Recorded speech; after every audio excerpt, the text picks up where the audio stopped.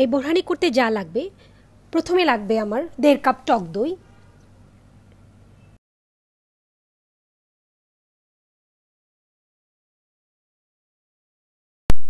তারপর নিচ্ছি এখানে আমি 1.5 চা চামচ ধনেপাতা, পুদিনা পাতা এবং কাঁচামরিচ বাটা, তিনটা আমি একসাথে ব্লেন্ড করে নিয়েছি।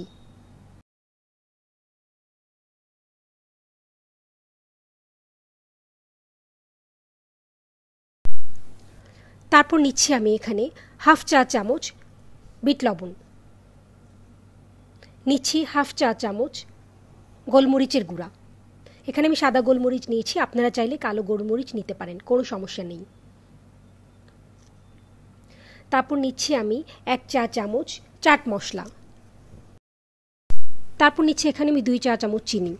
চিনি দিলে বোরহানিটা খেতে খুব ভালো লাগে। তারপর নিব এখানে আমি 1/2 চা চামচ জিরার গুঁড়া। তারপর এটাকে আমি একটা হুইস্ক দিয়ে খুব ভালোভাবে মেশাবো। খুব ভালোভাবে মেশানোর পর আমি এখন নিব পানি। পানিটা আমি পরিমাণ মতো নিব। আপনারা চাইলে যারা একটু ঘন খেতে চান তারা একটু কম পানি ব্যবহার করবেন, আর যারা একটু বেশি পাতলা খেতে চান সেক্ষেত্রে আপনি একটু বেশি পানি ব্যবহার করবেন।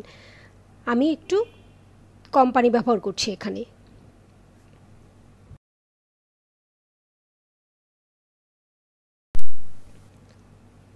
হয়ে গেল আমার বিয়েবাড়ির বোরহানি।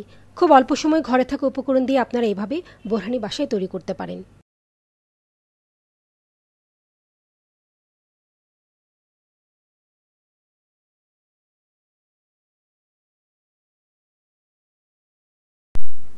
হয়ে গেল বিয়েবাড়ির বোরহানি। খুব অল্প সময়ে 2 মিনিটেই আমি তৈরি করে ফেললাম বিয়েবাড়ির বোরহানি। আমার এই রেসিপিটি যদি আপনাদের ভালো লেগে থাকে আপনারা অবশ্যই বাসায় ট্রাই করবেন। আল্লাহ হাফেজ।